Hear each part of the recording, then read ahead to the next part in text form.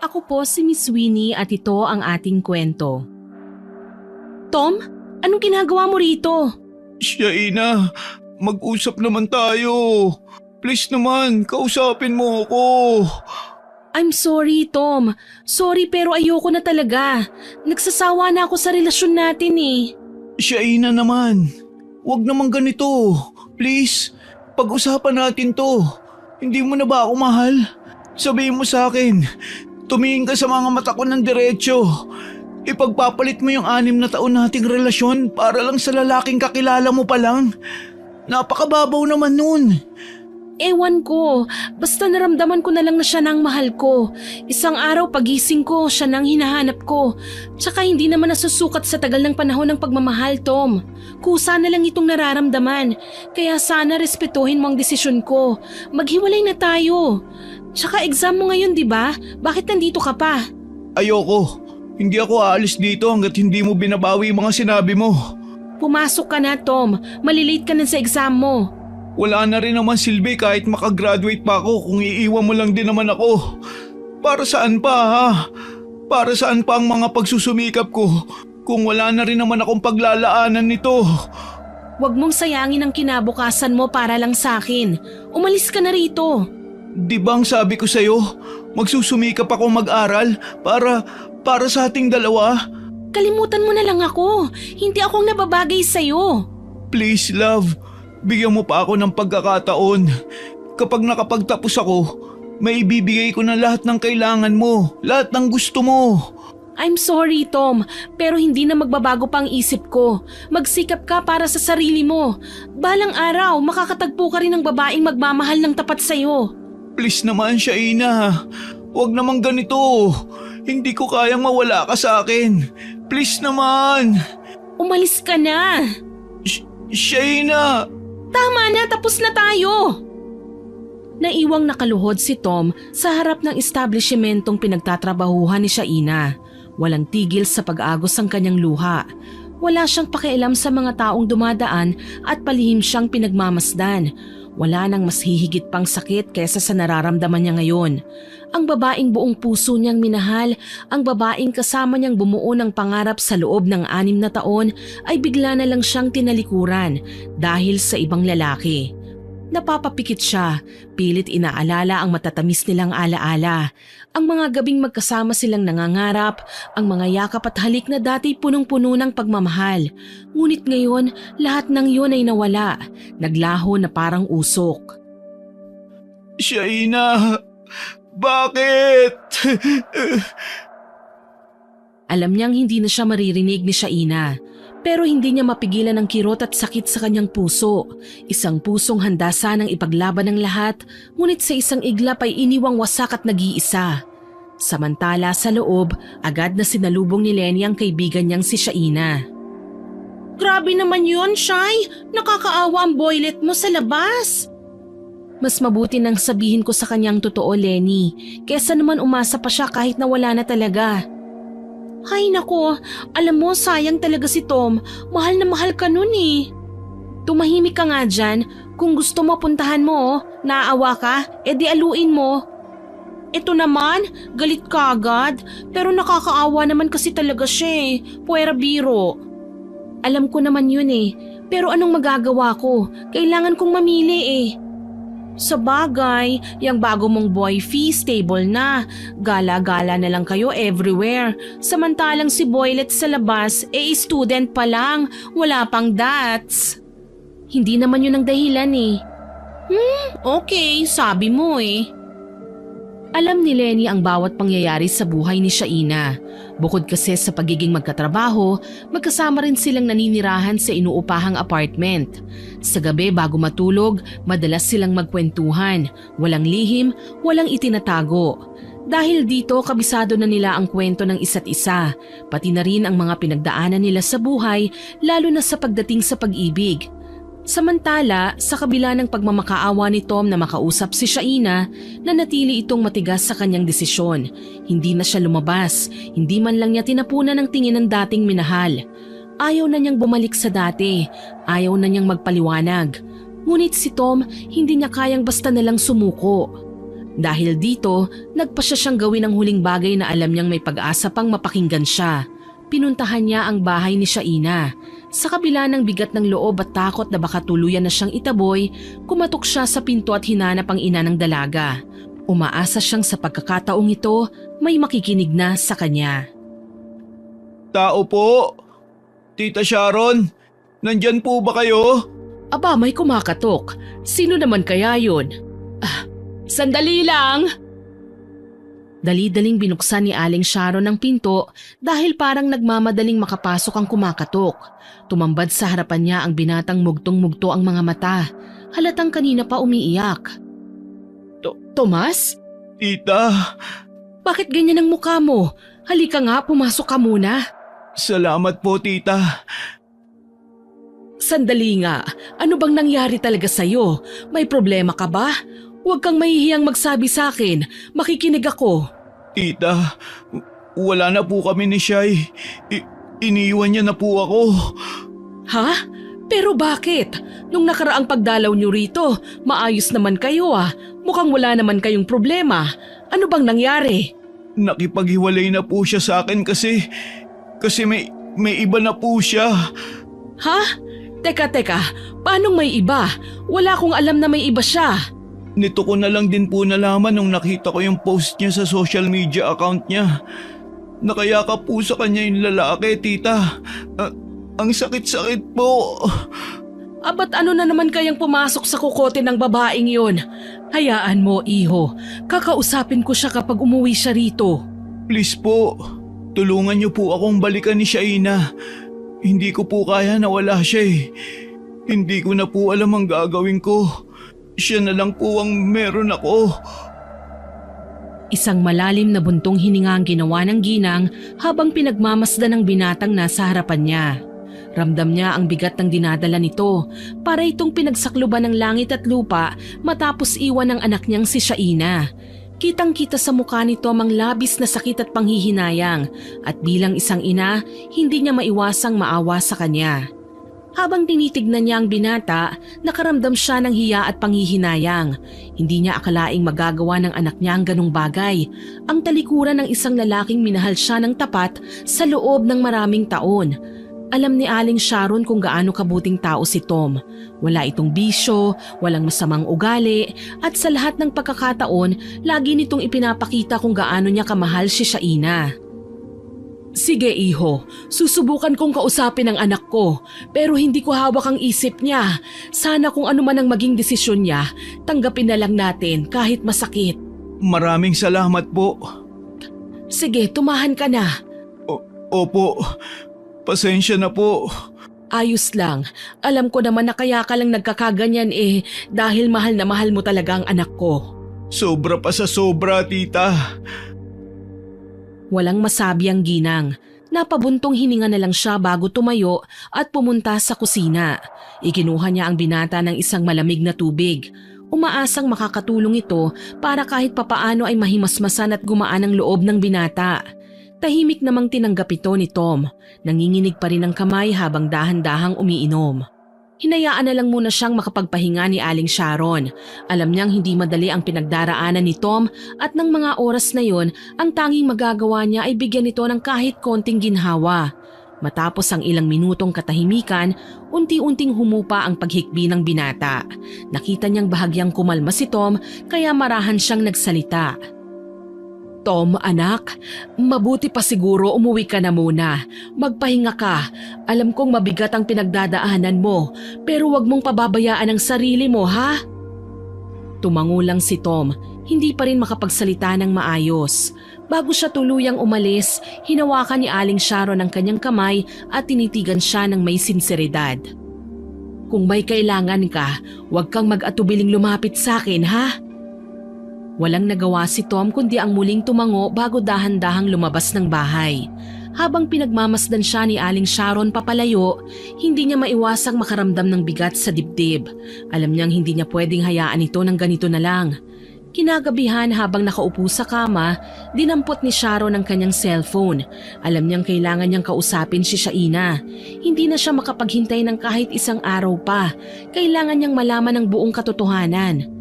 Marahan niyang pinindot ang pangalan ng anak sa kanyang kontak at inilagay ang telepono sa kanyang tenga. Ilang beses itong nagring bago sinagot. Hello ma, bakit ka napatawag? Gabi na, dapat natutulog ka na. Wala naman. Gusto lang sana kitang kumustahin. Okay lang po ako ma, tsaka matutulog na rin po ako eh. Kayo rin po matulog na. Napabuntong hininga na lang si Aling Sharon sa sagot ng anak. Tinitimbang sa sarili kung itutuloy niya pa ba ang pagtatanong o ipagpapaliban na lamang yon. Subalit na naigang kuryosidad sa sistema niya. Anak, gusto ko sanang malaman kung anong nangyari sa inyo ni Tomas. Kanina lang dumating siya rito, umiiyak. Hiniwalayan mo na raw siya? Ay, opo ma, totoo po ang mga sinabi niya. Hiwalay na po kami. Pero bakit? Ano bang naging problema niyong dalawa? Baka naman kaya niyo pang ayusin, iha. Biglang tumahimik sa kabilang linya. Ilang segundo ang nakalipas, tanging mga buntong hininga lang ang narinig niya sa kabilang linya. Alam niyang may bumabagabag sa anak niya, pero hindi niya ito gustong pilitin. Hinayaan niya muna itong mag-isip bago magsalita. Ma? Shaina, nandito lang ako. Ano man ang dahilan ng paghihiwalay nyo, gusto kong malaman. Hindi kita huhusgahan. Gusto ko lang maintindihan kung bakit mo nagawang iwan si Tomas. Alam mo namang napakabuting tao ng lalaking yun, hindi ba? Ma, may iba na po kasi kong mahal. Napakurap si Aling Sharon, hindi makapaniwala sa narinig. Hindi niya alam kung anong mararamdaman, galit, lungkot o panghihinayang para kay Tom. Pilit niyang ikinalma ang sarili bago muling nagsalita. Pero bakit? Nagsasawa na po ako sa kung anong meron kami. Hindi na po ako masaya. Subsob na siya masyado sa pag-aaral at pag-working student. Halos wala na po siyang oras para sa akin. Pero anak, kung totoong mahal mo siya, maiintindihan mo kung bakit at para saan niya yun ginagawa. Minahal ko naman po siya ng totoo eh. Napagod na lang po siguro ako sa relasyon naming dalawa. Kaya nagawa kong humanap ng iba. Sigurado ka ba sa desisyong ito? Opo, sigurado na po ako. Talagang wala nang chance para magkabalikan kayo. Mahal na mahal ka nung tao, anak.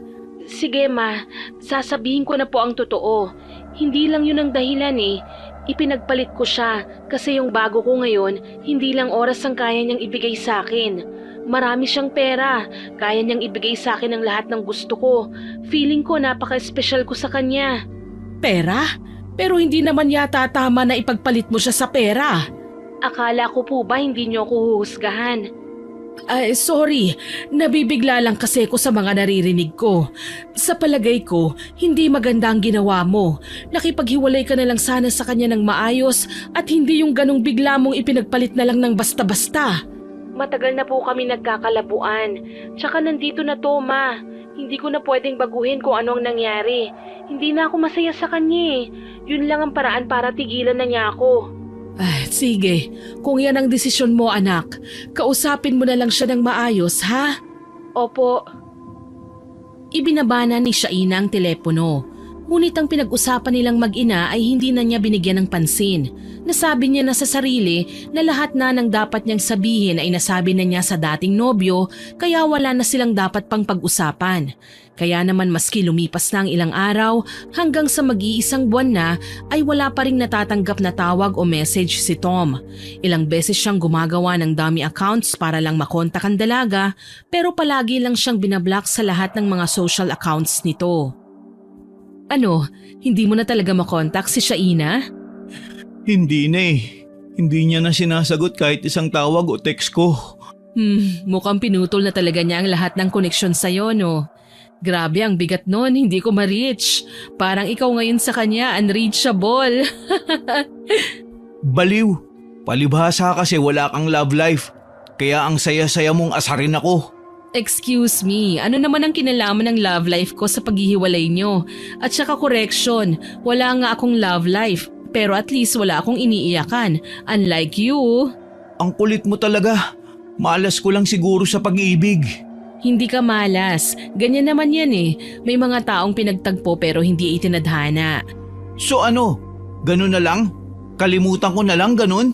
Hindi naman kaagad-agad, pero wag mo ring hayaan matali ka sa isang taong hindi na babalik. Baka kasi habang naghihintay ka sa kanya, may ibang taong handang mahalin ka ng totoo pero hindi mo lang pinapansin. Saglit na natahimik si Tom. Alam niyang may punto si Lisa, pero hindi pa rin niya maiwasang masaktan sa pagkawala ni Shaina. Ang OA mo, parang love guru lang. Syempre, kung ako sa'yo gagamitin ko na lang yung heartbreak na to para magpagwapo at maghanap ng bagong love life. Hindi yung lagi ka na lang mukhang basang sisiw dyan. Ewan ko sa'yo. Hayaan mo, kapag napagdaanan mo rin tong mga pinagdaanan ko, ewan ko na lang talaga kung makatawa ka pa ng ganyan. Sus, ito naman. Pero alam mo, damdamin mo lang yung sakit na yan. Eventually, you'll get used to it. At kapag nangyari yun, tingnan mo, hindi ka na masasaktan kapag naiisip mo siya. Si Lisa ay matalik na kaibigan ni Tom mula pa noong unang araw nito sa kolehiyo. Kilala siya sa pagiging palatawa, palabiro at walang preno kung magsalita. Pero sa kabila ng kanyang kakulitan, siya ang unang taong lumalapit kay Tom tuwing may problema ito. Siya rin ang tipo ng kaibigan na hindi natatakot sabihin ng masakit na katotohanan basta alam niyang makakatulong ito sa kaibigan niya. Masayahin si Lisa, pero hindi ibig sabihin nito ay wala siyang sariling sakit o pinagdaraanan. Sa katunayan, ilang beses na rin siyang nasaktan sa pag-ibig. Kaya naman marami na siyang aral na natutunan tungkol sa pagmamahal. Mga aral na pilit niyang ipinapaunawa kay Tom. Bukod sa pagiging mabuting kaibigan, si Lisa ay isang independent na babae. May sariling pananaw sa buhay, hindi madaling matinag ng problema, at laging may baon na payo o patawa para pasayahin ang sinumang nalulungkot. Ngayong lugmok si Tom sa sakit ng hiwalayan, siya ang nagsisilbing tagapakinig sa lahat ng mga reklamo at hinanakit niya sa mundo. Gusto mong uminom? Pwede. Ayos! Salamat, Lisa. Alam kong hindi ko kayang gawin to ng mag-isa eh. 2 taon ang mabilis na lumipas, tsaka palang nakabangon sa heartbreak niya kay Shaina. Sa panahong ito, nakatapos na siya ng pag-aaral at mayroon ng stable at magandang trabaho. Unti-unti niyang nakalimutan ang masasakit na alaala, ngunit sa mabilis na paglipas ng panahon, isang tao ang di nawawala sa kanya, si Lisa, ang babaeng hindi siya iniwan sa mga hirap at ginhawa. Minsan naiisip ni Tom na bakit hindi na lang ang babae ang mahalin niya. Siya ang naging matibay na suporta nito, matalik na kaibigan at palaging handang makinig. Ilang beses na niyang napag-isipan ang bagay na yon, pero ngayong maayos na ang lahat, parang naramdaman niyang handa na siya ulit na magmahal. Isang araw habang magkasama sila at nag-uusap, nagpa siyang binata na sabihin sa dalaga ang balak niyang panliligaw. Gusto ko sanang ligawan ka, Lisa. Alam kong magkaibigan tayo at baka magulo ang lahat pero gusto ko lang sanang subukan. Tom, matagal ko nang hinihintay na sabihin mo yan. Talaga, Lisa? Kung ganun, okay lang sa'yo na manligaw ako? Hindi mo na ako dapat naligawan. Kasi, matagal na rin kitang gusto. Ha? Totoo ba yan? Oo, natatakot lang din akong magsabi noon dahil mahalaga ka sa akin. Ayaw kong masira ang pagkakaibigan natin. Pero ngayon masaya akong marinig ito mula sa'yo. Pero... Bakit? Ayaw mo ba? Sige, wag na lang. Hindi. Siyempre gusto ko. Pero kasi gusto ko pa ring ligawan ka. Alam mo, wala ka nang dapat na patunayan pa eh. Nakita ko naman na kung paano ka magmahal. At sapat na yun para malaman kung hindi mo rin gagawin sa akin yung ginawa ng ex mo. Kasi alam mo na kung anong pakiramdam. Salamat, Lisa. Pangako, iingatan at mamahalin kita ng buong puso. Alam kong totoo yan, Tom. Simula ngayon, sabay nating haharapin ang lahat. Napangiti si Tom at saka hinawakan ng 2 kamay ni Lisa. Hinalikan niya ang mga ito at saka tinitigan ng diretso sa mga mata ng dalaga. May mumunting butil pa nga ng luha ang tumulo mula sa mata niya na kaagad namang pinahid ng babae. Simula ngayon, hindi ka na ulit iiyak. Kung iiyak ka man, sisiguraduhin kong tears of joy lang yon at hindi dahil sa sakit. O ano, kain na tayo? Kanina pa ako nagugutom eh. Saan mo gusto kumain? Ikaw, saan mo ba gusto? Doon na lang sa parisan ni Tatang Medel. Samantala, habang labis ang kasiyahan ni Tom, kabaliktaran naman ang nadarama ng kanyang dating nobya. Pag-uwi ni Lenny mula sa trabaho, nadatnan niya ang kaibigang si Shaina na nakaupo sa kama, tahimik na umiiyak. Day off ng dalaga, samantalang si Lenny naman ay kararating lang mula sa kanyang closing shift. Agad siyang lumapit sa kaibigan, puno ng pag-aalala at marahang hinagod ang likod nito. Anong nangyari, Shai? Bakit ka umiiyak? Wala na kami. Ha? Bakit? Akala ko ba sigurado na yun sa'yo? OMG! Huwag mong sabihin ikaw na naman ang nakipaghiwalay. Baliw, bakit ko naman gagawin yun? Syempre, nagawa mo na nga kay Tom eh. So pinapalabas mo na masama ako, ganun ba? Oy, hindi ah. Bakit ba kasi? Anong nangyari? Ayaw ng pamilya niya sa akin. Ipinagkasundo na siya ng mga magulang niya sa iba. Aray! Ang sakit nga nun, Besh. Kaya pala hindi kanya magawang ipakilala sa mga magulang niya kasi alam niyang hindi kanila magugustuhan. Mas lalo lang napahagulgol ang dalaga dahil sa sinabi ng kanyang kaibigan. Narealize niya na yun na siguro ang karma niya dahil sa ginawa niyang pangiiwan sa ere sa ex-boyfriend niyang si Tom. Besh, anong gagawin ko? Hindi ko kayang mawala si Kevin sa akin. Ay, ginusto mo naman yan, di ba? Puro ka na lang kasi pera. Pinili mo yung lalaki na makakapagsustento ng mga luho mo at iniwan mo yung taong totoong nagmamahal sa'yo. O ano ka ngayon? Ano ba?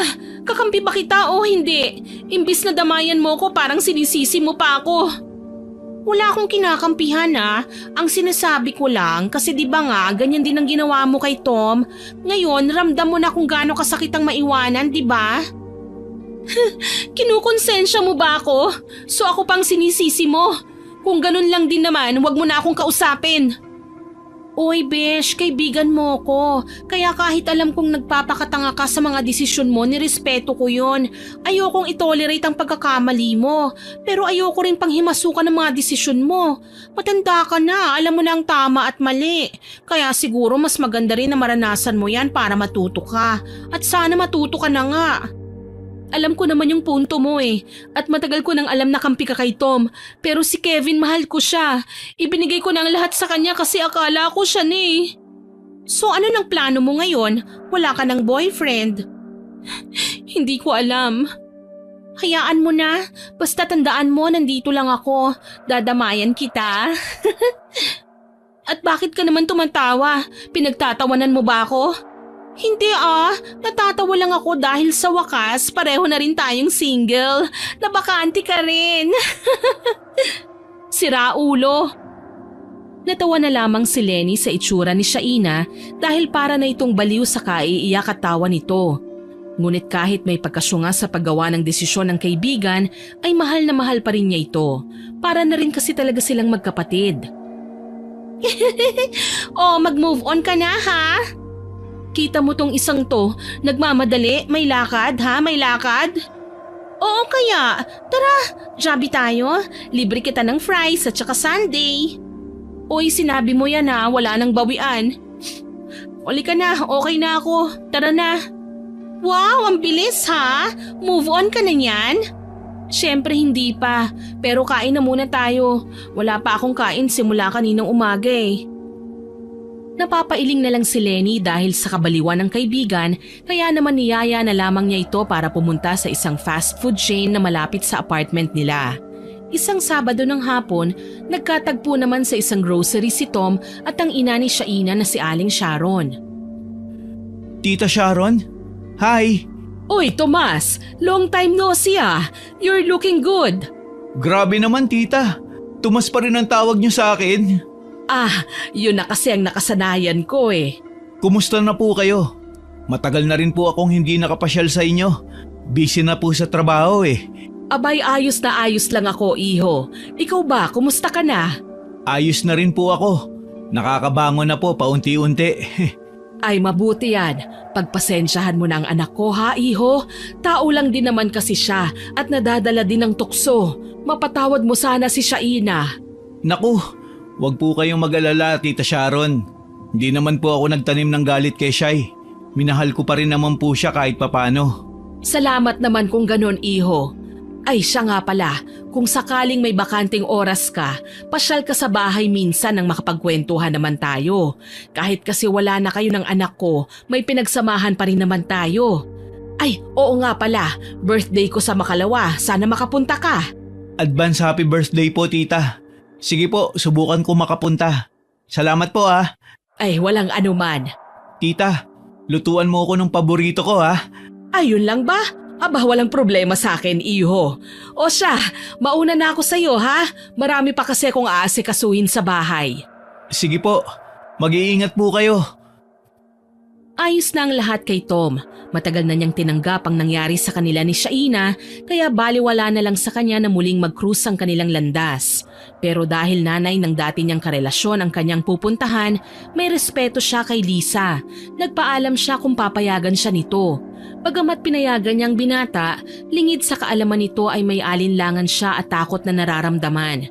Hindi niya ito inamin kay Tom hanggang sa dumating ang araw ng kaarawan ni Aling Sharon. Ayaw niya sanang sumama sa lakad na ito ng nobyo pero napilitan siyang pumunta dahil ayaw ni Tom na nag-iisa lang siyang pumunta sa party. Happy birthday, tita. Uy, Tomas! Mabuti at nakarating ka. Halika, pasok ka. Feel at home ka lang dyan, ha? Katulad ng dati, okay? Thank you po. May kasama ka? Hello, Iha. Opo, si Lisa po, girlfriend ko. Magandang araw po. Maganda ha? Ayos din talaga ang taste mo, anak. Masaya ako na masaya ka na. Salamat naman. At least ngayon nabawasan na yung guilt ko sa ginawa ng anak ko sa'yo. Alam ko wala akong kasalanan pero still, I'm sorry ha? Wala na po yun, tita. Matagal na nangyari. Huwag na po natin pag-usapan. Araw niyo po to eh. Naku, thank you talaga. Kaso masyado kayong maaga dumating. Pero may naluto na dyan. Ikukuha ko kayo ng merienda nyo. Maya-maya lang din darating ng mga bisita.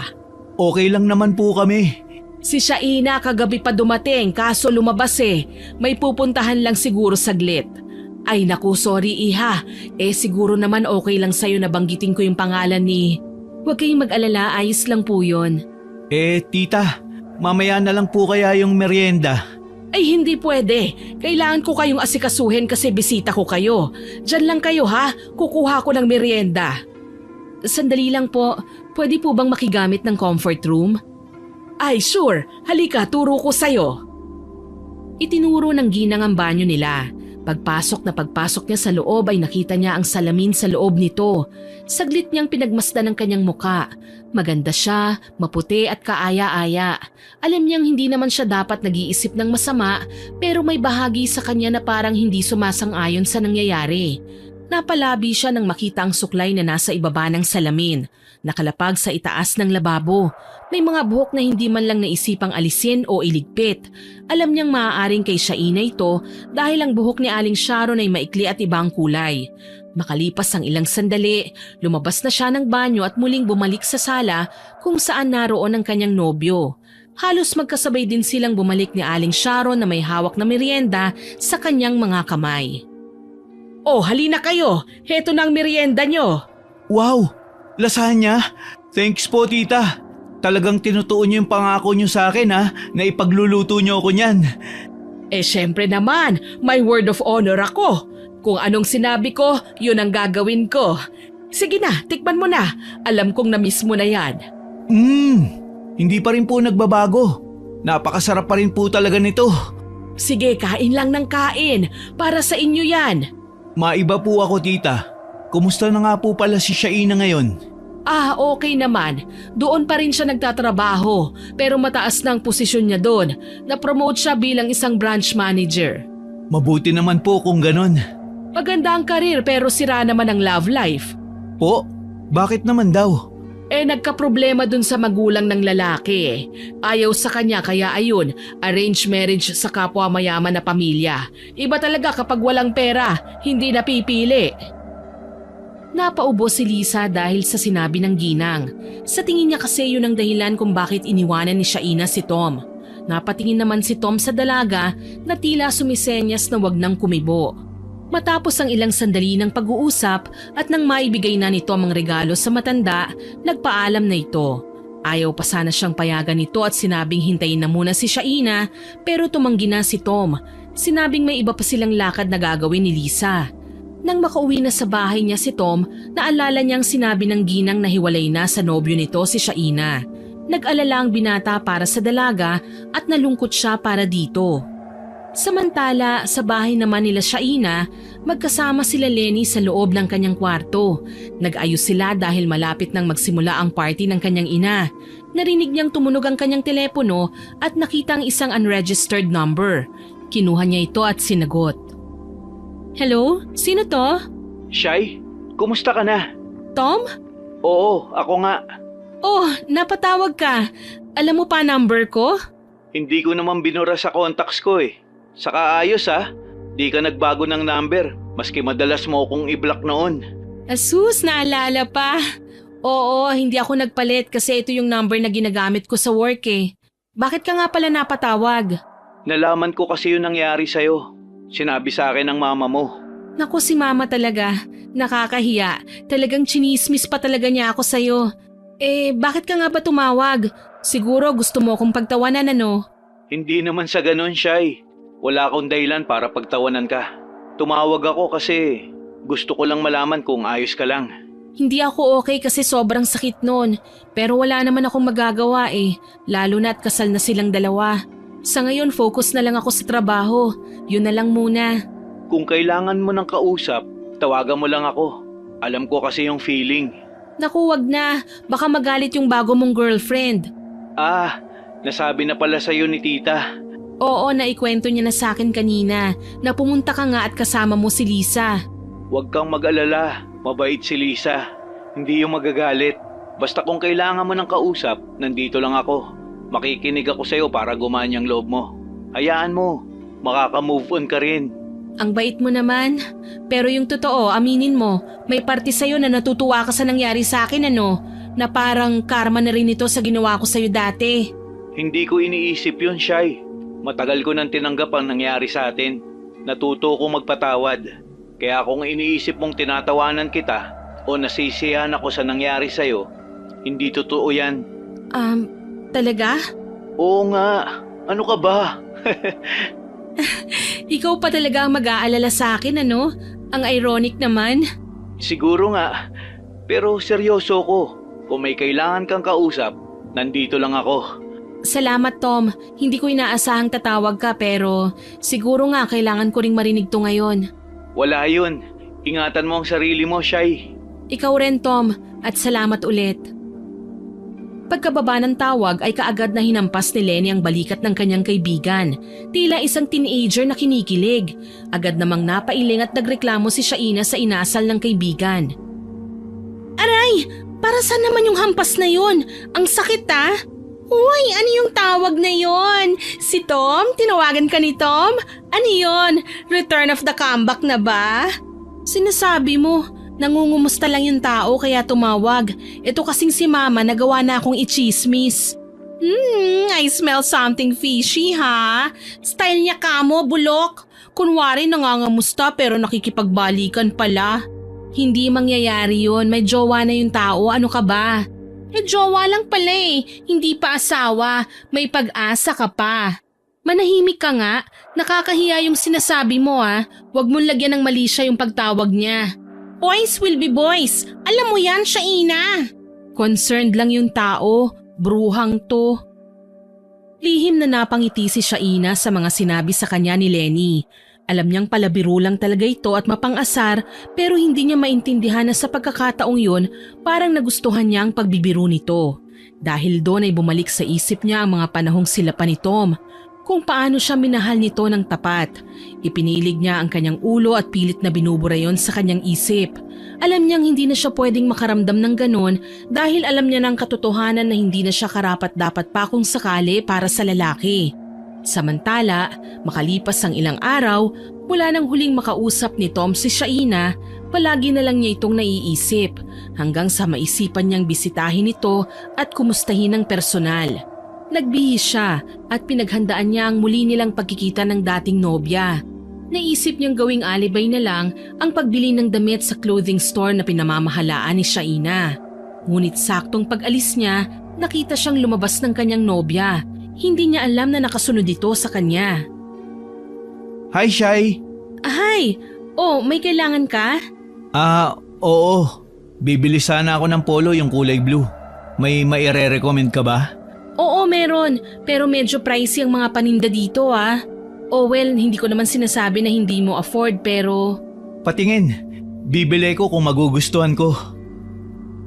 Sige. Wait lang. Tatawag ako ng mag-a-assist sa'yo. Sheila? Pwede bang pakihanap mo si sir ng ilang piraso ng blue polo? Sumagot ang kanyang sales lady at kumuha ng mga stocks ng damit na kailangan ng kanilang customer. Samantala, habang naghihintay sila, kinausap naman ni Shaina ang binata ng magiliw. Mukhang asensado ka na ngayon Di naman. Sakto lang. Saan mo pala gagamitin yung damit? Mukhang may pinaghahandaan ka ng special event Siguro magpa-propose ka na sa girlfriend mo, no? Wala. Gusto ko lang bumili at makamusta ka na rin ng personal. Sabi ko naman sa'yo, okay lang ako. Kaya ko to, ano ka ba? Naging kaswal lang ang dalawa sa isa't isa. Nag-usap ng maayos, walang halong mali siya. Pero lingid sa kanilang kaalaman, meron isang pares ng mga mata na kanina pa nakatingin sa kanila mula sa labas. Nakakuyom ang kanyang palad at galit na galit. Kinagabihan nang makauwi si Shaina, nakaramdam siya ng kakaiba sa kanyang balat. Para siyang nangangati at nakakaramdam din siya ng init. Parang pakiramdam niya kapag inaatake siya ng allergies, lalo na kapag nadidikit siya sa anumang bagay na pwedeng makatrigger nito. Len, naglinis ka ba dito kanina? Hindi ba toka mo ngayon? Tapos na po, madam. Bakit ganito? Ano ba to? Sobrang kati ng balat ko. Marami pa sigurong alikabok dito. Ay, hala siya. Promise po, naglinis po talaga ako dito kanina. Nilinis ko yan hanggang sa kasingit-singitan. Baka naman may nakain ka lang na bawal. Baka nga. Grabe ang kati. Tignan mo nga Hubarin ko lang Nang alisin niya ang kanyang damit, nanlaki ang mga mata ni Lenny nang makita ang malalaki at mapupulang pantal sa buong katawan ng dalaga. Hala, anong nangyari dyan? Naku, mabuti pa, tara na sa ospital at baka lumala pa yan. Tignan mo ang lalaki ng mga pantal. Iinuman ko na lang ng gamot sa pangangati. Wala naman akong nararamdamang masakit maliban sa inaantok na ako. Ipapahinga ko na lang. Ayokong pumunta sa ospital Sure ka ba? Oo, bes. Sure ako. Gisingin mo na lang ako mamaya. Teka, saan na ba yung antihistamine ko? Naku, mukhang ubos ko na pala. Ay, heto meron ako Wow, mabuti naman at meron ka. May allergy ka rin ba? Wala, pero iniinom ko yan kapag nangangati ako. Sira ulo ka. Ibang pangangati naman palang sinasabi mo Ininom na ng dalaga ang gamot na binigay sa kanya ng kaibigan. Matapos ang ilang sandali, medyo naging maayos ng kanyang pakiramdam. Nahiga na rin siya para makapagpahinga. Pero kinabukasan, paggising niya ay halos hindi na siya mapakali dahil halos dumoble na ang kating nararamdaman niya at halos lahat na ng parte ng katawan niya. Nakita na rin niya ang ilang sugat at gasgas sa kanyang balat. Ano ba naman ito? Sobrang kati naman. Hala, namumula na yan balat mo, kakakamot mo paano? Sobrang kati naman kasi. Mauna na nga akong maligo sa'yo. Baka sakaling mawala ang pangangati na to. Sige, go. Magsabon ka ng maigi Ang mabuti pa bumili ka ng sulfur soap mamaya. Uminom na lang ulit si Shaina ng gamot pagkatapos kumain dahil nababawasan lang ang kanyang pangangati sa tuwing umiinom siya nito. Pero hindi tuluyang nawawala ang kati at paulit-ulit lang na bumabalik. Kaya naman humingi na siya ng payo sa kanyang ina kung ano ang dapat niyang gawin. Kaagad niyang dinayal ang numero ng ina upang makausap ito. Hello po, ma? Oh, iha, napatawag ka ngayon. Ano po kasi, may? Sobrang kati po kasi ng balat ko simula pa po kagabi. Umiinom lang po ako ng gamot para mabawasan yung kati kahit papano. Abay, baka masira naman ang kidney mo niyan, anak. Huwag ka basta-basta iinom ng gamot, lalo na kung walang reseta ng doktor. Tsaka umiinom ka ba ng maraming tubig? Opo, ma. Pero ano po bang dapat kong gawin? Baka hindi ako makatulog nito kagad mamaya dahil sa pangangati ng katawan ko Pakiramdam ko po kasi may tumutusok at parang may gumagapang sa balat ko Subukan mong gumamit ng mga mild lang na sabon, anak. At saka paarawan mo rin yung mga sinampay mo. Mas maganda kapag nasisikatan ng araw ang mga damit dahil namamatay ang mga mikrobyo. At mas mainam kung paplansyahin mo muna ito bago suotin. Sige po, ma. Gagawin ko po yung mga sinabi nyo. Pero anak, kung hindi talaga mawawala ang pangangati, magpatingin ka na sa doktor, ha? Para magabayan ka maigi kung anong dapat mong gawin at para naman maresetahan ka na rin ng tamang gamot. Okay po. Salamat po, ma. Bye. Pagkalipas ng ilang araw, hindi pa rin naaalis ang kanyang pangangati. Hindi na rin tumatalab ang mga gamot na kanyang iniinom, kaya naman nagdesisyon na ang dalaga na magpa-check up na sa doktor.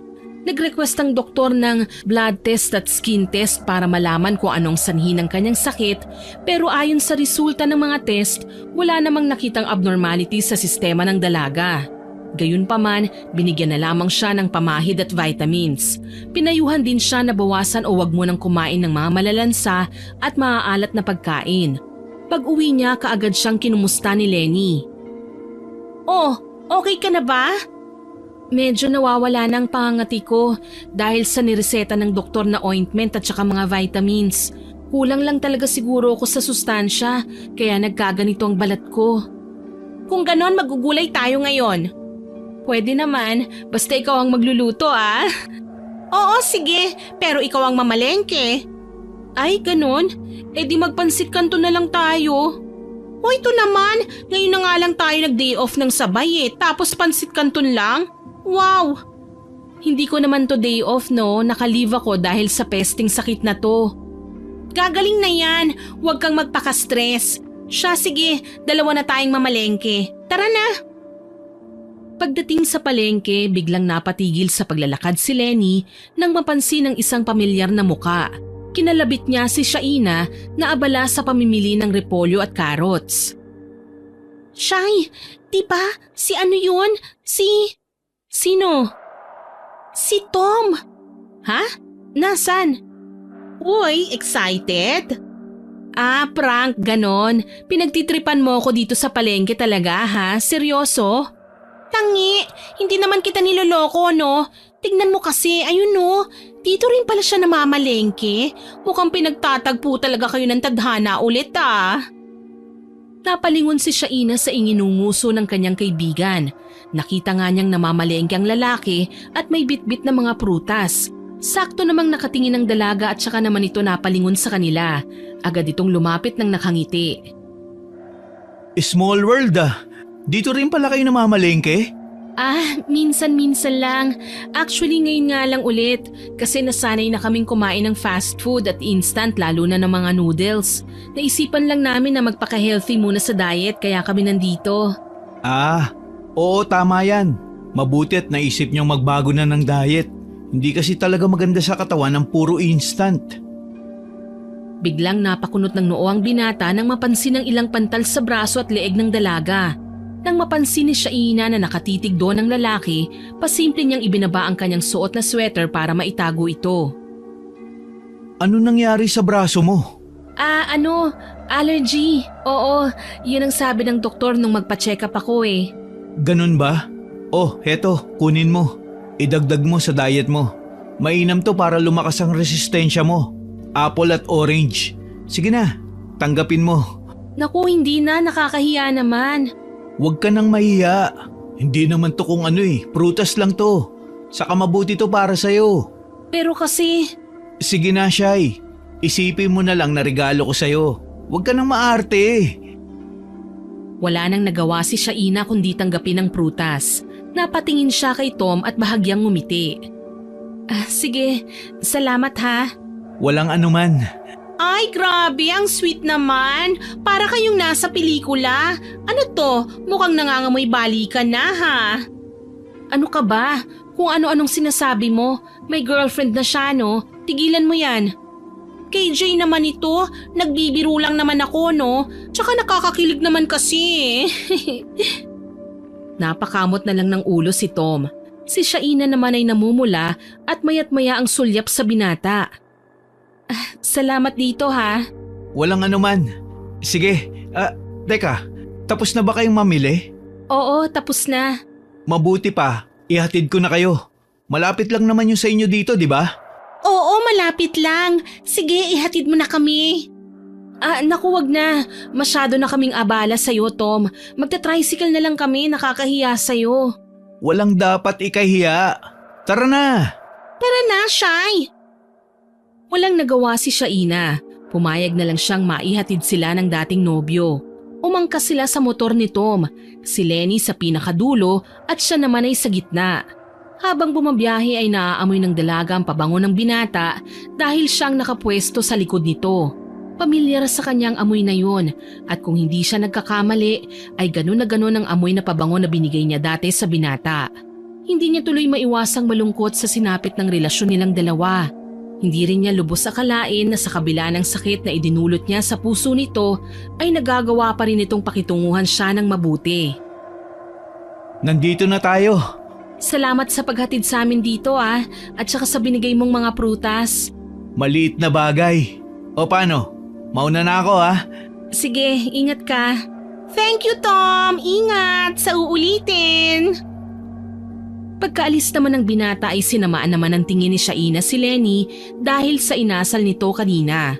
Malinaw naman kasi na gumagawa ng paraan ng kaibigan para magkalapit ulit silang dalawa ni Tom. Oh, bakit ganyan ka makatingin? Ano naman ang kasalanan ko? Bakit mo ginawa yun? Nakakahiya kay Tom. O ba't affected ka? Di ba matagal na kayong hiwalay? O di ba dapat hindi ka na naaapektuhan sa presensya niya? Pwede naman kayong maging magkaibigan, di ba? Bakit? Binibigyan mo ba ng mali siya yung ginagawa niya sa'yo? Ay, tindi mo ah. Ibig sabihin, hindi ka pa nakakapag-move on sa kanya.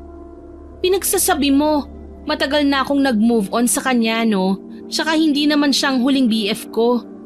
Pero siyang totga mo. Ay, ikaw pala ang totga niya. Sorry, na mali. Loka-loka, oo na. Ako na yung cheater. Masaya ka na.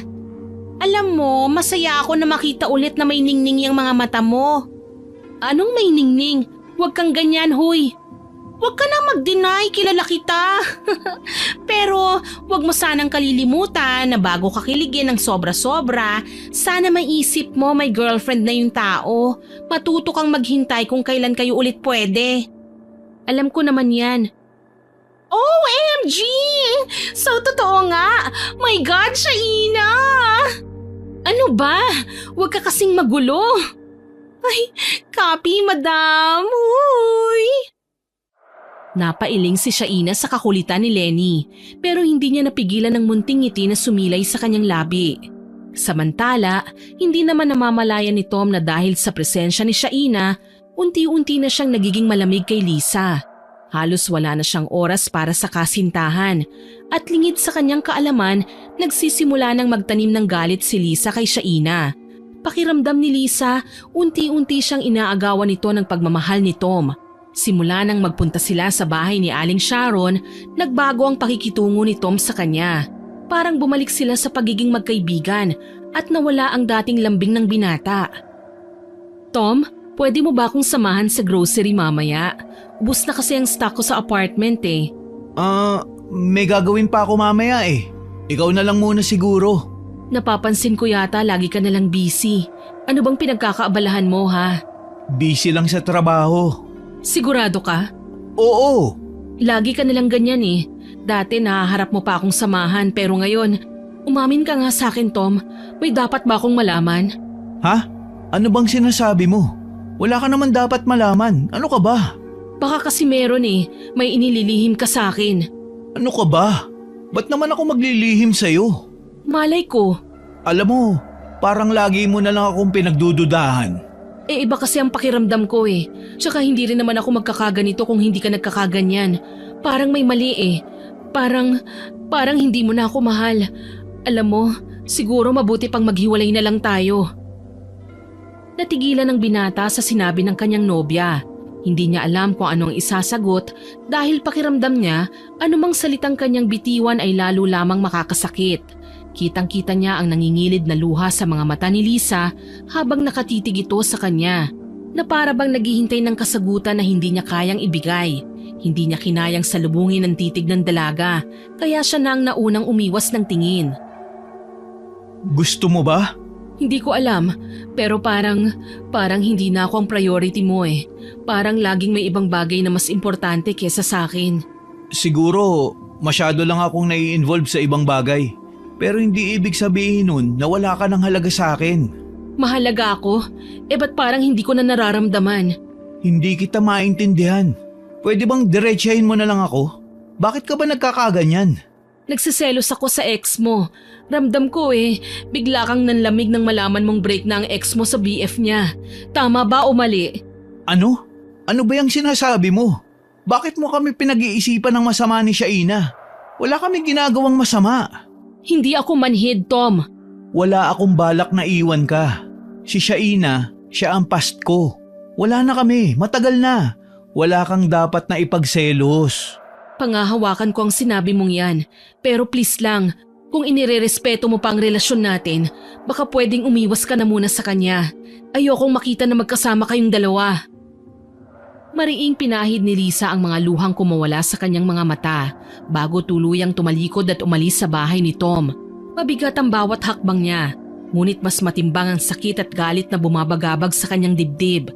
Hindi siya papayag na mawala ang lalaking minahal niya ng buong puso, lalo na sa babaeng muling bumalik sa buhay nito. Pagdating sa kanyang apartment, agad niyang kinuha ang cellphone at tinawagan ang kanyang lola. Nang sumagot ito, hindi na siya nag-aksaya ng oras. Sinabi niyang mas palalalain pa ang pangkukulam na ginagawa kay Shaina para mahiya na itong magpakita kay Tom. Pagkababa ng tawag, napatingin si Lisa sa sariling refleksyon sa salamin. Kita niya ang lungkot at galit sa kanyang mga mata. Pero ilang saglit lang ang nakalipas, isang malakas na halakhak ang kumawala sa kanyang bibig. Samantala, 12:00 na ng gabi, bigla na lang naalimpungatan si Lenny nang marinig ang isang malakas na sigaw mula sa kwarto ng kanyang kaibigan. Agad siyang napasugod dito. Ganun na lamang ang panlalaki ng kanyang mga mata nang makita ang kalagayan ni Shaina. Napatakip siya ng bibig. Anong nangyari sa balat mo? Ba't nagkaganyan? Parang nagbabalat at pulang-pula na. Parang kaliskis. Parang kaliskis. Tulungan mo ako. Hindi ko na kayang kati.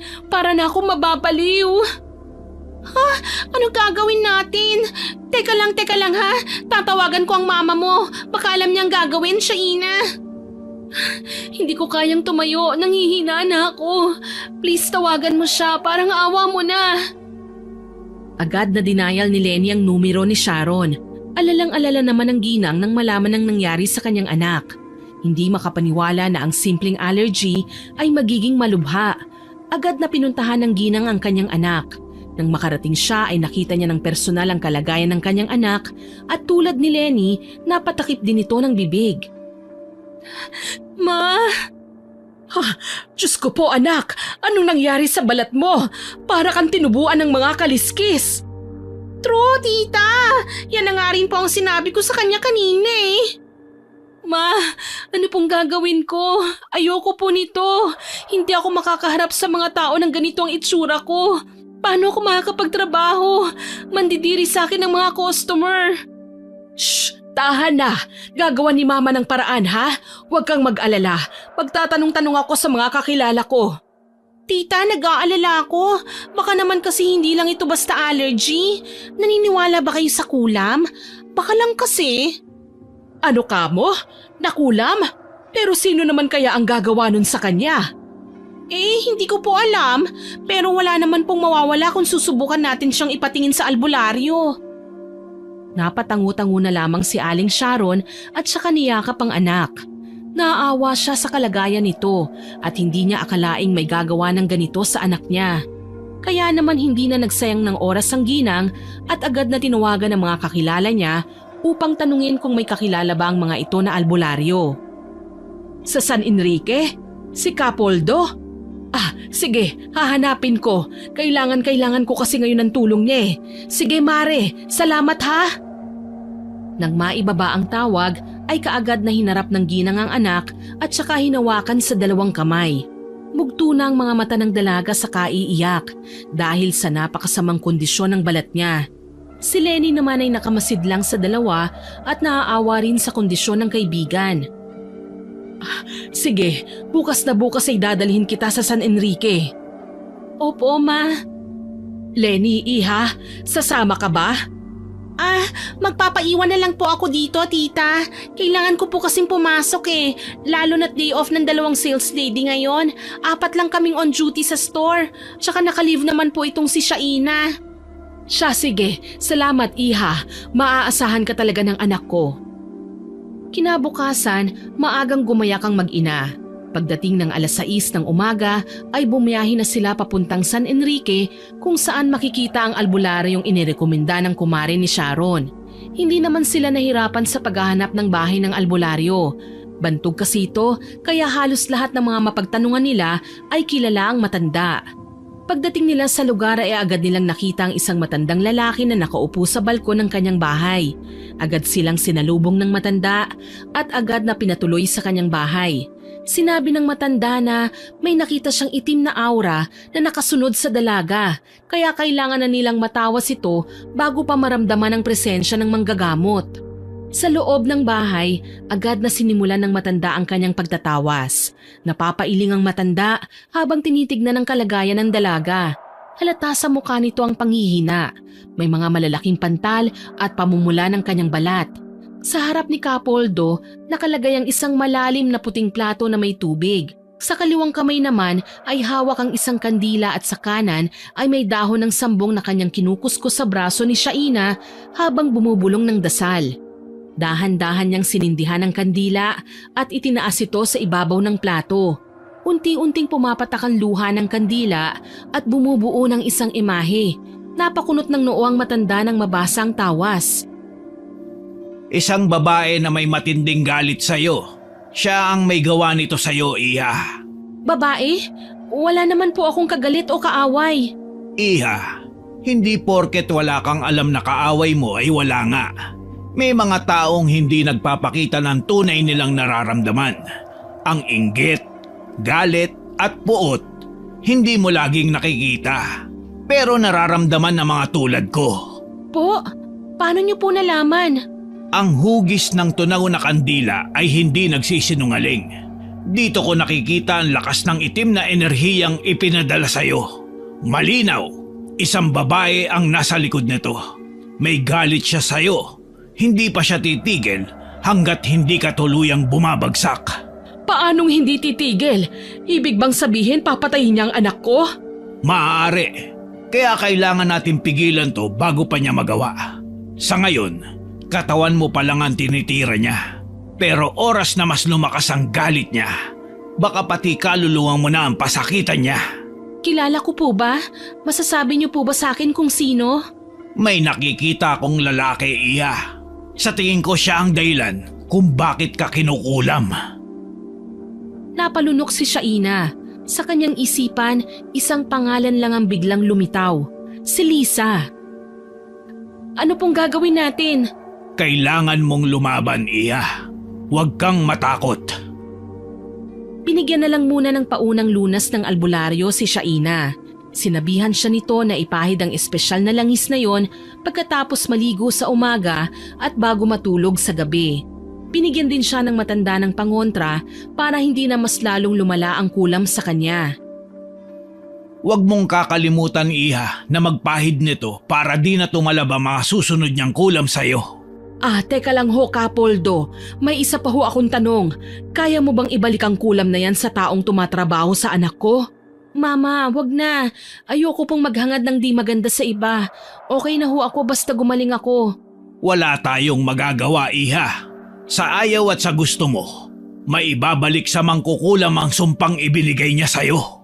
Pero, kailangan niyang pagbayaran ihang ginawa niya sa'yo. Wala siyang awa kaya hindi dapat maawa sa taong yan. Kung ganun po, sige po, tulungan niyo ako, Kapoldo. Medyo malakas ang kapangyarihan nila. Kaya hindi natin mapapabilis ang paggaling mo. Kailangan kong pag-aralan kung paano ko mapapantayan ang kapangyarihan nila. Nila? Ibig sabihin hindi lang isang kumukulam sa anak ko? Oo, 2 sila. Isang mas bata at isang matandang mangkukulam.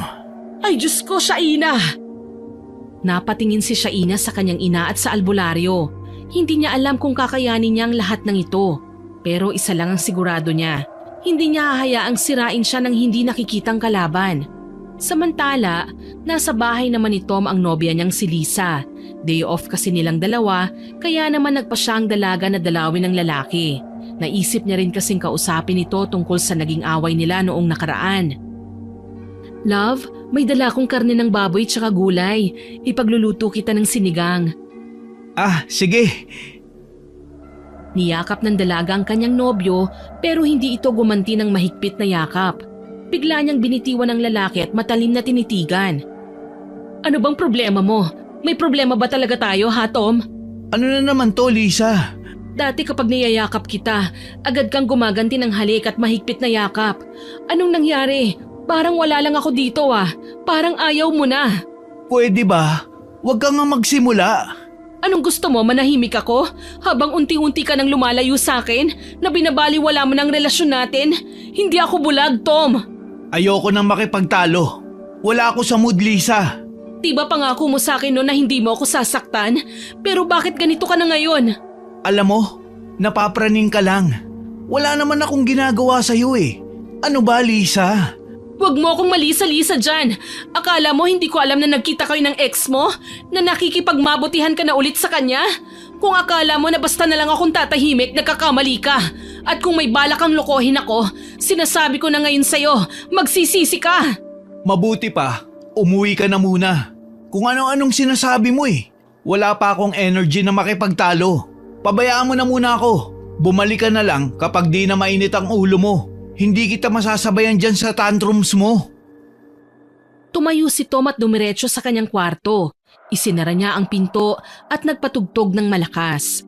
Walang nagawa si Lisa kundi ang tumayo na rin at umalis sa lugar na yon. Pagdating niya sa bahay, may mga inihanda siyang gamit. Mga kakaibang tuyong dahon at mga ugat. Sa pangalawang pagkakataon ay muli siyang gagawa ng gayuma. Tignan ko lang kung maisip mo pa ulit ang syainan na yon kapag napainom na kita ulit nitong gayuma ko. Kinabukasan muling bumalik si Lisa sa bahay ng nobyo. Nakita niyang naghahanda na ito sa pagpasok sa trabaho. Salamat naman at naabutan kita. Papasok ka na ba niyan? Ano, kumain ka na ba? Anong ginagawa mo dito? Maaga pa. Dinalhan lang kita ng pagkain. Ano kasi, peace offering sa pagtatantrums ko kagabi. Love, magsalo muna tayo oh. Okay, sige. Dalhin mo na lang muna sa kusina yan. Magbibihis lang muna ako ha. Sige, thank you love. Napangisi si Lisa nang mapapayag ang nobyo na kumain na muna bago pumasok sa trabaho. Agad niyang inihanda ang pagkain sa lamesa. Lingid sa kaalaman ng binata, may inilagay itong gayuma sa kanyang inumin. Nang magsimulang kumain ng binata, nakaramdam ito ng pagkahilo. Oh, love, bakit? Masakit ba ang ulo mo? Hindi naman love, pero para kasing nahihilo ko eh. Naku, mukhang hindi ka na makakapasok niyan.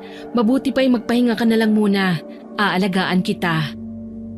Maghapon ngang masama ang pakiramdam ni Tom kaya hindi na talaga siya nakapasok sa trabaho. At ng gabi, hindi na rin umuwi ang dalaga.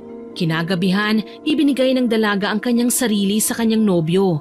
Naisagawa niya ito dahil na rin sa matinding pangaakit na ginawa ni Lisa sa kanyang nobyo.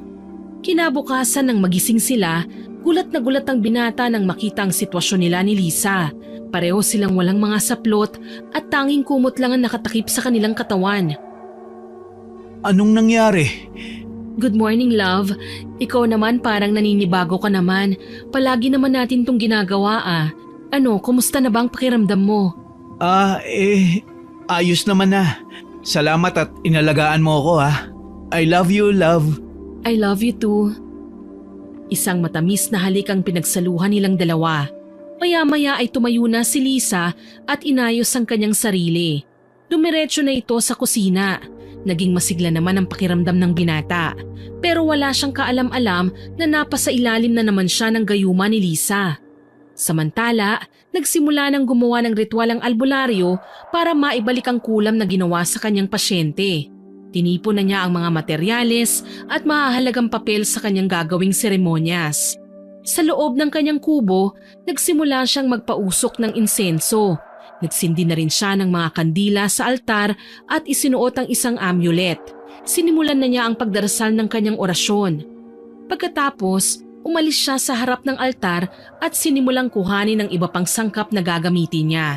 Dahil ang kulam na ginawa sa pasyente ay isang malupit na kulam, kailangan niyang gumamit ng ilang piraso ng itim na buho at pinaghalong langis mula sa halamang gamot. Nilagay nito sa isang palayok at ininit sa ibabaw ng apoy. Habang napapaligiran ito ng usok, kumuha siya ng isang mangkok ng tubig na may mga hilaw na itlog at nagsimula na siyang magsalita ulit ng orasyon. Ang mga kandila sa altar ay lumakas ang pagkakasindi. Lumakas din ang hangin sa labas. Ang amoy ng halamang gamot ay kumalat na sa loob ng bahay. Ngunit hindi pa natatapos ang ritual.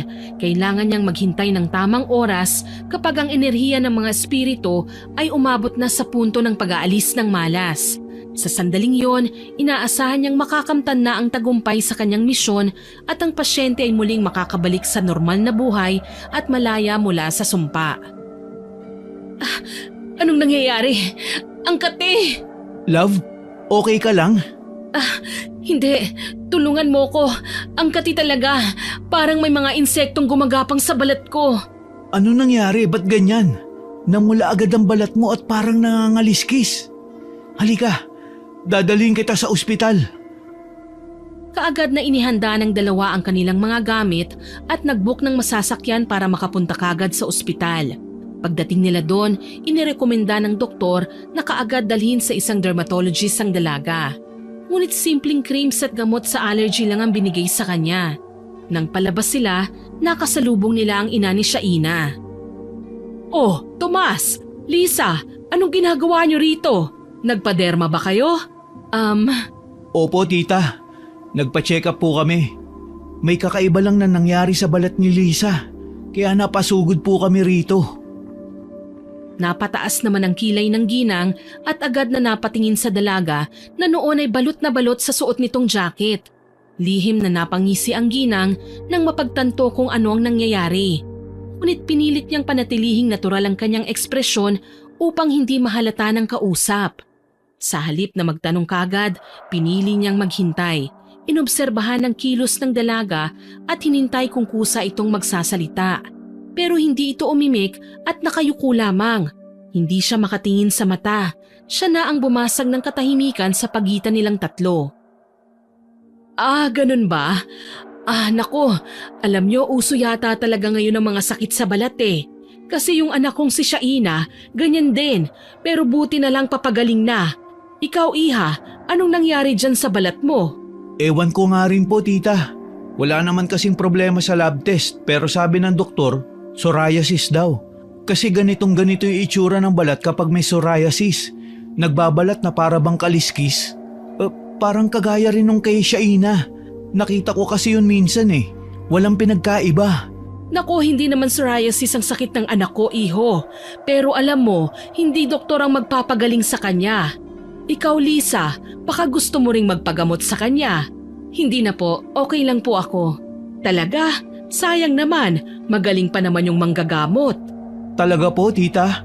Pwede ko po bang malaman kung saan nyo ipinagamot si Shaina? Baka sakaling dun din gumaling si Lisa. Sa albularyo. Habang sinasabi yun ng ginang ay nasa babae ang tingin niya. Mas nadagdagan pa ang hinala niya nang bigla na lang maglikot ang mga mata ng dalaga na para bang hindi komportable. Napatangu-tangu naman si Tom at nagtanong pa kung anong sabi ng albularyo. Ang sabi ni Capoldo, nakulam daw ang anak ko. Po, nakulam si Shaina? Pero bakit naman po? May taong galit at naiinggit daw sa kanya kaya hayun, kinulam siya ng 2 tao. Gusto niyo bang samahan ko kayo kay Capoldo? Sige po, tita. Mukhang kailangan talaga ni Lisa ang tulong ng albularyo kasi parang hindi po sigurado yung doktor sa findings niya eh. Ngayon lang daw to nangyari na hindi ma-detect kung bakit nagkasakit ng ganito yung girlfriend ko. Hindi naman makatanggi si Lisa nang sumang-ayon si Tom sa sinasabi ng matanda. Gayunpaman, kinakabahan pa rin siya na baka malaman ng manggagamot ang tunay niyang katauhan. Pero dahil sa nangangati na siya at nahihirapan na sa kanyang sitwasyon, wala na siyang pagpipilian kundi ang magpagamot. Kinabukasan, maagang sinundo ng magkasintahan si Aling Sharon sa kanyang bahay. Sinamahan ng ginang ang dalawa sa bahay ni Kapoldo. Kumpiyansa ang ginang na malalaman na niya sa wakas kung sino ang nangulam sa kanyang anak. Malakas ang hinala niya na si Lisa ang may kagagawan ng lahat at lahat ng nangyayari dito ay karma para sa isang taong walang konsensya. Pagdating nila sa bahay ni Kapoldo, kaagad na napansin ng matanda ang madilim na aura ng dalaga. Napailing ito at nalungkot habang tinitignan, pero may napansin siya sa kasama nitong lalaki. Iha, anong ginawa mo sa lalaking to? Ano po? Huwag ka na magkaila, Iha. Alam mo kung ano ang tinutukoy ko. Wala akong alam sa sinasabi nyo. Bakit, Kapoldo? Ano pong nakikita nyo? Gayuma. Nasa ilalim ng gayuma ang lalaking ito. Lisa, anong sinasabi niya? Alis na tayo. Baliwang matandang to. Hindi ako gagaling sa kanya. Teka lang, ba't aalis na kayo? Subukan mo muna. Magaling siyang albularyo. At ikaw, Tom, magpatingin ka na rin dahil mukhang halang talaga ang bituka ng babaeng kasama mo. Tita, huwag niyo naman pong pagsalitaan ng ganyan ng nobya ko. Kung ganon, kung wala siyang ginagawa sa'yo, hahayaan niyang matignan kayo parehas ni Kapoldo. Manahimik ka. Hindi ko ginagayuma si Tom. Mahal niya ako. Hindi alam ni Lisa kung paano ipapaliwanag ang sarili habang si Tom ay tila naguguluhan sa lahat ng kanyang nararamdaman. Napatingin siya sa kanyang mga kamay, parang biglang nagduda sa lahat ng nangyari. Binigyan siya ng albularyo ng isang inumin. Anito'y makakapagpaliwanag ng isip ang likidong yun. Ayaw niya sanang tanggapin pero sa huli ay ininom pa rin niya. Sabi ng albularyo na kung tunay niyang mahal si Lisa, hindi magbabago ang kanyang damdamin kahit pa inumin niya ang likidong yun. Dahil dito, nagdesisyon siyang patunayan ang kanyang pagmamahal. Kaya para patunayan ang damdamin niya para sa nobyang si Lisa, ay dire-diretso niya yung nilagok. Oh, wala naman nangyari. Wala akong kakaibang nararamdaman at ganun pa rin ang pagtingin ko kay Lisa. Eh di mabuti kung ganon. Pero ipatingin pa rin natin si Lisa kay Kapoldo. Baka sakaling masolusyonan niya ang sakit sa balat ni Lisa. Hindi na ho kailangan, Aling Sharon. Salamat na lang ho. Wala nang talabang pinainom niya kay Tom, hindi ba? Kaya bakit pa ako magsasayang ng panahon na magpatingin sa kanya? Hindi lang din naman ako gagaling. Sige po, tita. Aalis na po kami ng girlfriend ko. Halika na, love. Nginisian pa ni Lisa ang dalawa bago sila tuluyang makalabas ni Tom sa bahay ng matandang albularyo. Nagkatinginan naman sila Aling Sharon at Kapoldo, tsaka napailing sabay na napabuntong hininga. Paano nangyari yun, Kapoldo? Bakit walang epekto ang pinainom mo kay Tom? Huwag ka mag-alala, Sharon. Hindi naman kasi mabilisan ang epekto nun. Ilang minuto pa ang kailangang lumipas bago maramdaman ni Tom ang pagkawala ng gayuma sa sistema niya. Sa kanya lang malalaman na nagayuma nga siya ng nobya niya. Hindi nga nagkamali si Kapoldo dahil habang nasa biyahe ang magnobyong Tom at Lisa ay para bang may kung anong pagtataka sa isip ng lalaki. Katulad na lamang ng kung bakit sila magkasama ng babae, gayong sinabihan niya na ito na wag na muna siyang guluhin ng ilang araw. Love? Lisa, ano nangyari? Bakit tayo magkasama? Sa pagkakatanda ko, sinabihan kitang wag muna tayo magkita ng ilang araw, di ba? Anong sinasabi mo? Wala kang sinabing ganyan. Nakalimutan mo na ba? Nagkasakit ka kaya dito ako natulog sa bahay mo para maalagaan kita. May nangyari pa nga sa ating… Lisa, ano ba? Alam mo, ngayon ko lang napagtanto ang lahat na baka nga totoo ang sinabi ni Kapoldo kanina. Siguro ginayuman mo talaga ako, no? Magsabi ka ng totoo. Hindi totoo yan. Bakit naman kita gagayumahin? Nandito ako sa tabi mo simula nang hiwalayan ka ni Shaina. Ako yung naging karamay at sandalan mo. Hindi mo ba naaalala? Ikaw pa nga yung unang nagpahiwatig ng damdamin sa akin. Kaya bakit ko naman gagawin yun kung kusa namang nahulog ang loob mo sa akin? Hindi ko alam. Kasi ang totoo niyan, simulat sa pool, si Shaina lang talaga ang minahal ko. Hindi ko nga alam kung bakit isang araw nagising na lang ako na ikaw na yung hinahanap ng mga mata ko, ng isip ko. Gusto kong makita lagi ang mukha mo. Yun naman pala eh. Kaya paano mo nasabing ginayuma kita ha? Dahil bigla ko na lang yun naramdaman. Kahit ako nga nagtataka sa sarili ko kung bakit sinasabi ng bibig ko na mahal kita. Si Shaina pa rin ang sumusulpot sa isip ko eh. Yung pala, pahiwatig na yun na siya lang naman talaga dapat ang sinasabihan ko ng salitang yun. Dahil hindi naman pala totoong nahulog na ako sa'yo, kundi resulta lang yun ng panggagayuman mo sa akin. Hindi yan totoo. Baka ikaw ang nagayuman nila dahil sa ipinainom nila sa'yo kanina, Tom. Hindi ko na alam kung sino ang paniniwalaan ko sa inyo. Masyado nang magulo ang utak ko. Magpahinga na lang muna tayo. Pero love, Sige na, pumasok ka na sa bahay mo at uuwi na rin ako. Aalma pa sana si Lisa, ngunit kagad nang tumalikod si Tom para umalis. Habang nasa biyahe ay hindi maiwasang maisip ng binata kung ano nga ba talagang nararamdaman niya.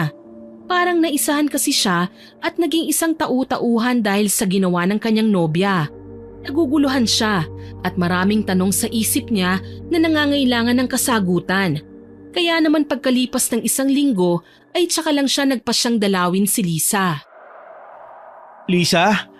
Lisa, ako to. Alam kong day off mo ngayon kaya dinalang kita nitong paborito mong binignet. Tom, anong ginagawa mo rito? Umuwi ka na muna. Sa susunod ka na dumalaw. Masama kasi ang pakiramdam ko eh. Baka mahawa ka sa akin. May lagnat ka ba? Patingin nga. Wag.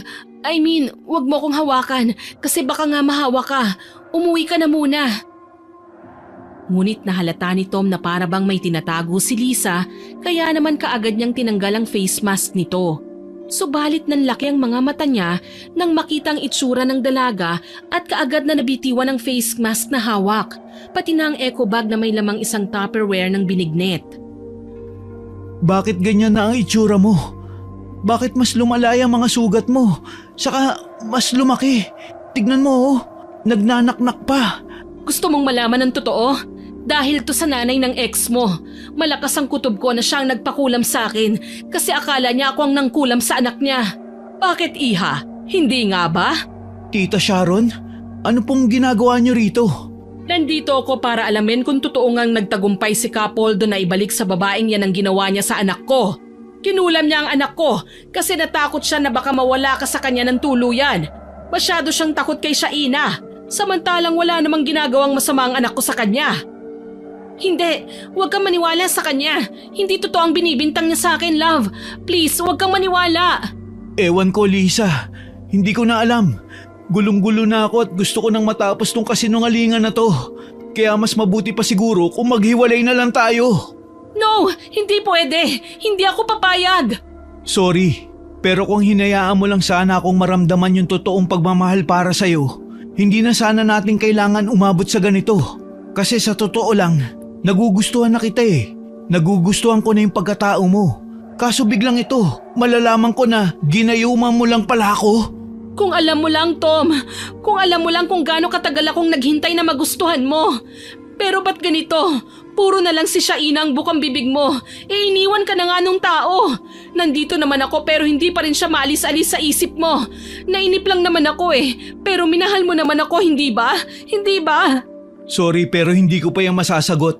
Kaya sana hayaan mo na muna ako. Maghiwalay na tayo. Simula ngayon, wag mo na ulit akong kakausapin. Sige lang. Umalis ka lang. Ganyan naman kayo eh. Katawan lang ang habol niyo sa aming mga babae pero pagkatapos tsapuera na kami. Sabihin mo na kung anong gusto mong sabihin.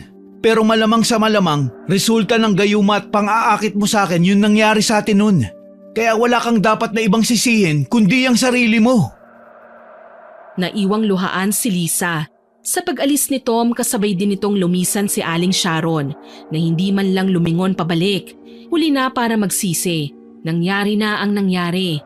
Alam niyang may kasalanan siyang nagawa at ngayon wala na siyang ibang magagawa kundi ang pagbayaran nito. Pagsapit ng gabi, isang matinding init ang biglang bumalot sa kanyang katawan. Parang may apoy na gumapang sa kanyang kalamnan. Sinusunog ang kanyang kaloob-looban. Sinubukan niyang tiisin ang sakit, ngunit habang tumatagal, lalong lumalakas ang hapding nararamdaman niya. Hanggang sa hindi na niya kinaya. Agad siyang lumabas ng bahay, desperadong maghanap ng sasakyan upang makapunta sa ospital. Nanginginig ang kanyang katawan habang mabilis siyang naglalakad sa kalsada. Hindi alintana ang paligid. Ngunit sa kanyang pagmamadali, hindi niya napansin ang paparating na sasakyan. Humaharurot ito patungo sa kanyang direksyon. Huli na ang lahat, nasagasaan siya ng kotse. Tumilapon siya at tumama ang katawan niya sa pader. At bago dumilim ang kanyang paningin, isang huling luha ang pumatak mula sa kanyang mga mata. Anak, panoorin mo to! Bilis! Ano po ba yan, Ma? Teka, si Lisa yan hindi ba? Oo, siya nga. Diyos ko, nasagasaan daw siya ng sasakyan habang patawid ng kalsada. Hay nako, karma niya na siguro yan dahil sa mga ginawa niya sa'yo, tsaka kay Tom. Pero in fairness ha, ang tibay niya. Talaga nga yatang kapag masamang damo, matagal mamatay. Hoy, wag ka nga ganyan. Na-aksidente na nga yung tao eh. Pero buti na lang nakaligtas pa siya. Dahil sa awa at pag-aalala, nagpasya si Shaina na bisitahin si Lisa sa ospital kung saan ito nakakonfine. At nang makita siya ng dalaga, ay kaagad itong napatingin sa ibang direksyon tsaka tahimik na lumuha. Kumusta? Maayos na ba ang pakiramdam mo? Sa tingin mo ba maayos ako? Tsaka bakit ka ba nandito? Gusto ko lang kumustahin ang kalagayan mo at tsaka dinalhan na rin kita ng prutas. Huwag kang ang bait-baitan dyan. Alam ko naman na alam mo na ang totoo, hindi ba? Tsaka hiwalay na nga kami ni Tom eh. Pwede mo na siyang balikan. Wala akong balak na balikan si Tom dahil aminado naman ako na may kasalanan din ako sa kanya. Iniwan ko siya nung walang-wala siya pero ikaw, hindi mo siya iniwanan. Kaya sa palagay ko, mas karapat-dapat ka sa pagmamahal niya. Ano? Bakit ganyan ang sinasabi mo? Hindi ba dapat galit ka sa akin? Oo, tama naman yung sinabi mo. Dapat nga galit ako sa'yo, pero hindi ko magawa eh. Ganyan ka ba kabait? Ha, hindi ako makapaniwalang may ganyang kabait na tao. Anong pinaplano mo? Wala akong pinaplano. Nagpunta ako dito kasi gusto ko nang humingi ng tawad sa'yo. Dahil sa akin kaya mo nagawa na kulamin ako. Alam ko naman na nagsiselos ka lang eh. Kahit hindi ka humingi ng tawad, pinapatawad na kita, Lisa. Alam mo, sa totoo lang, ayoko naman talaga na maibalik sa'yo ang ginawa mo sa akin eh. Pero ganun daw talaga eh. Kailangan maibalik sa'yo para mawala sa akin. I'm sorry. Nahihiya ako sa'yo. Lisa, sana wag mo nang uulitin ito. Wag mong hayaang kainin ka ng kasakiman at kasamaan. May oras pa para mabago mo ang sarili mo. Tama ka, Shaina. Alam mo, tama lang talaga na nangyari sa akin ito. Kasi napagtanto ko na hindi lahat ng bagay ay nakukuha sa sapilitan. Pasensya ka na talaga sa lahat ng nagawa ko sa'yo. Tao lang tayo. Nagkakamali, nasasaktan, pero may kakayahan din tayong magpatawad. Salamat, Shaina. Nagkapatawaran na nga sina Lisa at Shaina. Tinuldukan ng mga hinanakit na kanilang pinagdaanan. Samantala, si Tom naman ay nagdesisyong lumayo pansamantala, hindi upang tumakas kundi upang bigyan ng sarili ng oras na makapag-isip at makahinga mula sa lahat ng nangyari. Ngunit bago siya umalis, binisita niya muna si Lisa sa ospital. Tahimik siyang naupo sa tabi ng kama nito at tinitigan ng dalaga. Bagaman maraming nais sabihin, pinili niyang gawing simple ang kanyang mga salita. Magpagaling ka, Lisa. Sandaling nagtagpo ang kanilang mga mata, puno ng hindi mabigkas na emosyon. Wala nang kailangang maipaliwanag pa. Alam nilang pareho na ang tamang gawin ay ipagpatuloy ang kanilang mga buhay. Sa huli, tumango si Lisa bilang tugon at may bahagyang ngiti siyang ibinigay kay Tom. Ilang buwan ang nakalipas ay bumalik si Tom at masaya siyang malaman na naging magkaibigan na rin sina Shaina at Lisa. Kinlaro na rin sa kanya ni Shaina na wala na itong balak na guluhin ang tahimik na buhay nila at mas maiging manatili na lang silang magkakaibigan para sa ikatatahimik ng lahat. Sana po ay nagustuhan niyo ang aking kwento, pero hindi po ito makukumpleto kung walang shoutout sa mga masusugid nating tagapakinig. Shoutout po kina Single Mama o Misteryosang Edit from Bacolod City, kay Miss Linda Marie Cowley from Australia, kay Miss Connie Cacalda, kay Hilmar Espenida Vizca na tutok daw po sa pakikinig sa ating kwento, kay Miss Venus Ravas, kay Miss Giselle Mutya ng Dipolog City, kay Jessie Gomez, Miss Mirna Alfaro, kay Salve Antico at kina Lily at Peter Saunders. Ma'am Michelle De Mariano, kay Ma'am Rowena Gole, kay Bebe Quilla at sa Quilla family na lagi raw pong nakikinig sa atin dyan sa Sagay City, Negros Occidental. Salamat po kay Rosalyn Luna at sa Luvino and Luna family, sa mga regular listeners po natin na sina Ma'am Mel Santarita, I Love Traveled, kay Sir Francisco Neng, kay Ma'am Rosario Tan, kay Ma'am Celestina Sigua, Ma'am Lynette Reparado, kay Ma'am Girlie Satur, kay Mr. Doms lang ang malakas, kay Ate Aya, kay Chris Gel Mamado, kay Ma'am Martina Angdasan, kay Ma'am Myla Dumalag at sa Ineria family. Maraming salamat po sa lahat ng nakinig at nag-comment. Abangan po ninyo ulit ang susunod ko pang mga upload. At habang nakikinig, huwag po ninyong kalimutang mag-subscribe, like, share and comment sa ating kwento. Muli, ako po si Miss Winnie na nagpapasalamat sa inyong walang sawang suporta at pakikinig. God bless po sa ating lahat.